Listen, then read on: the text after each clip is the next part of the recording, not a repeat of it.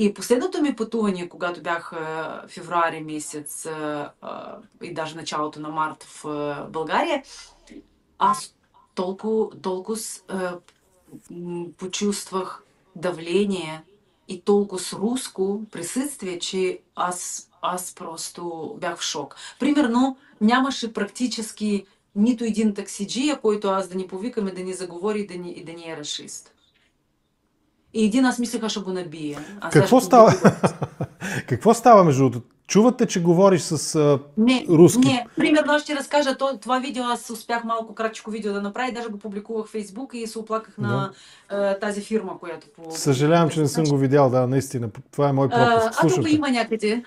То го има, аз сложих на неговото лице една копейка, така просто, ако да ги завижда, да спазя авторското право, но да просто хората, които успях да запиша, защото не веднага ми хрумна, да чуят просто какви аргументи и какво става. Тоест сядаме ние в таксито, играе радиото, което аз и разбрах, че БНР, а може специално включено. Сетня чух, че имало такива програми, които агентите раздавали пари специално на таксиджи и на други такива, които работят с хора, да им пускат музика руска, да им пускат руски такива предавания за хваляне на Путина и така нататък. Тоест, наколко е това специално направено, не знам, момента в той, който аз се озвах.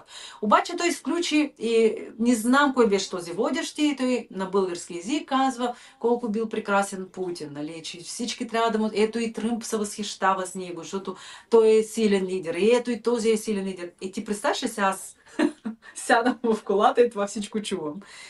Повярвайте ми, аз доста бях сдържана, въпреки това, че съм много емоционална, но и не исках да се карам с идиоти. И аз просто така казвам, извинявайте, може ли да угасите радиото? А той казва, той намали. Намали, но продължава. Аз казвам, моля, можете ли да угасите? Аз помолих да угасите, ние да... Първо, той се поведе неправилно към мен, като към клиентка, защото при нас в Украина само поради това щеш да бъдеш изгонен. Ако клиента не ще музика или там да му мърмориш и още нещо, трябва да спреш. Мисля, че и в България същите така неписани закони има. Обаче той угаси и веднага започва. А какво не ти хареса, нали? И веднага така, както те умеят агресивно. Какво не ти хареса? Какво, ние вярно говорили? А пък при мен седеше, ние бяхме с Сергей, той е член на нашия екип от ОКО, който от неговия дом остана в окупация и Валешки, ето сега 6 юни ще празнуваме, ще отбелязваме годишнината на потопа, който стана след Каховска ГЕС, взривяването. Да.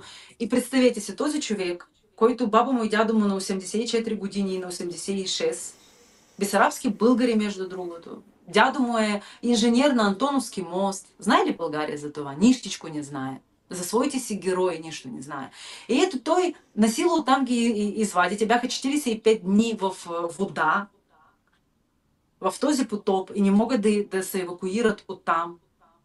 И тук той сяда в колата, той беше с мен и още беше Елианка, журналистка. И представи си, той това го каза. Не е аргумент, той не души. Ама вярно е, Коста Костадинов е нашия лидер, той е добър. И почна да го да подкрепя. В един момент аз просто мислех, ще го набия. Просто да ни бяха спряли, ще да го набия, честно ви казвам. И ние трябваше да отиваме още на един адрес, ние стигнахме до един и казваме, врете си, подяволите да не ви видим и ние ще се оплачем на фирмата, че вие просто не наранявате. Казвам, спрете, вие не наранявате. Вие разбирате ли, че ние идем от война? Вие вярвате на Путин, но не на нас. Ние идем от там и ние ви казваме, че не е така.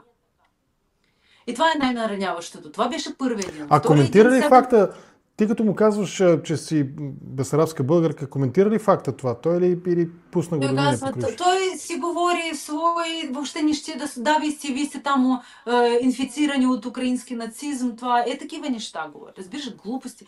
И Сетня казва, пък даже Сергей казва, т.е. ти искаш да кажеш, че моя дядо, бесарабски българин на 86 години, който преживял целия живот при Съветския съюз, той е нацист, нали? Аз ще му предам.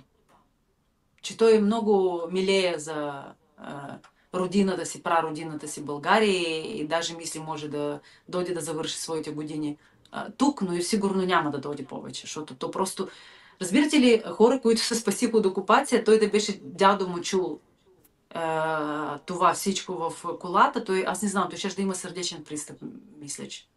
В Просто такива много моменти се болно. сещам за онази украинска баба, която... То е смешно, но всъщност това е част от трагедията на войната, която беше нахранила с пирошки окупаторите. И Помниш ги го отрови. сюжета? И ги отрови, Да, да. имаше и такива. Просто си представям как този дядо и неговата баба, нали, на Сергий, как ще почерпят този шофьор, който Да, с ги... голямо удоволствие. Седня втория ден, сяда ми в таксито. Аз просто казвам пак ситуации в моя живот, който стана. Сяда ми той ми звъни обратно и казва, и говори с мен на руски, аз на български, той на руски. Те чуват моя мекия акцент, виждат, че номер, от който звъня и поръчвам, нали, е украински.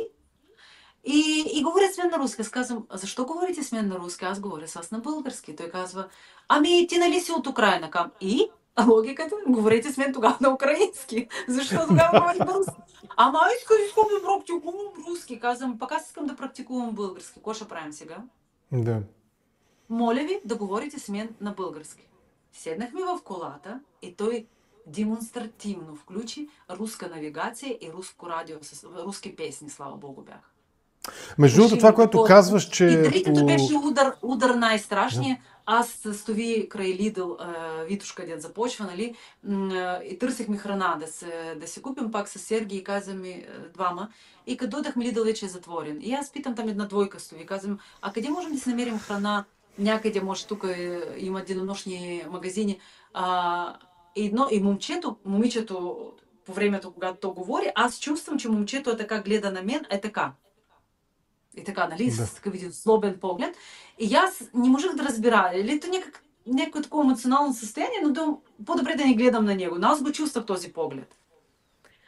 И ние вече се оттегляме, нали, отиваме да търсим този магазин и вече не знам, но 1,10 м може отминахме от тях. И той вслед просто вика и казва, вървете си в Украина, там си търсете стоки, нали. Тоест човека явно ме позна от Да.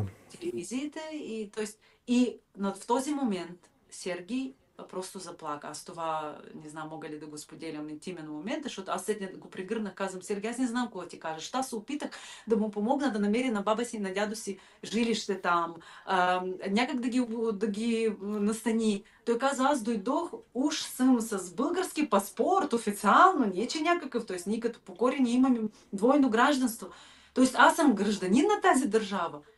Аз милеех за прародината си и аз сега разбирам, дето аз имах абсолютно някакви илюзии за тази страна. Тя не е такава в момента. Аз не знам как да докарам баба и дядо.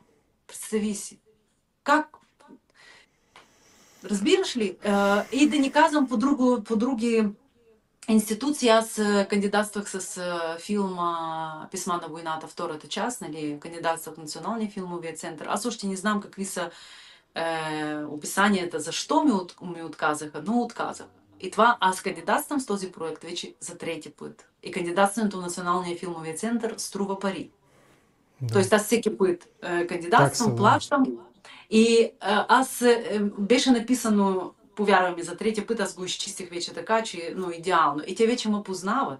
В смисъл, даже може би мисля, че това пречи, че ме познават, да не бяха ме познавали. Може да някак ще да мини. Прекалено проукраински филма, но всъщност това е един вид възможност да запазим паметта за участието на България в тази война и на бесарабските българи. И пак да попитам тази жена, която пита за паметника на Навални, ние да попитаме всички вас. Има ли паметник някакъв на бесарабските българи? Колко много хора знаят по принцип колко са, как живеят, какви са героите. А културното наследство на българите в Украина е културно наследство на България. Мисли ли България за това да запази, как да го запази това наследство от войната? Виж какво пише нашия зрител Хохо Бохо. Той е редовен зрител, познат ми е този псевдоним. Пише следното. Знаете ли какво ме впечатлява най-много? Тези наши сънародници, бесарабските българи, са по-големи патриоти от нас и милеят повече от нас за тяхната родина, Украина, отколкото ние за България. И за България милеем повече, отколкото самите българи явно.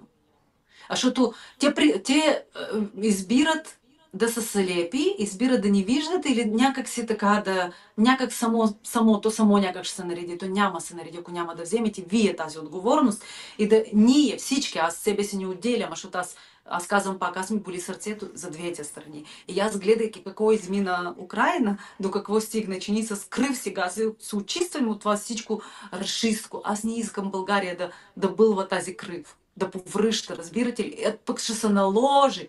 Защото просто не може, просто ти не идва никога, просто ти пропагандата. Още това трябва да разбирате. Ако е прекалено много на тези земи, значит чакайте танковете. Те ще додат веднага след това, като ви засит с пропаганда, като подготвят пътя и танковете идват. Веднага. Ние просто тъй, защото пропаганда най-първо това са доста много пари. Просто ти, Русия, Да, колкото да е точно. богата,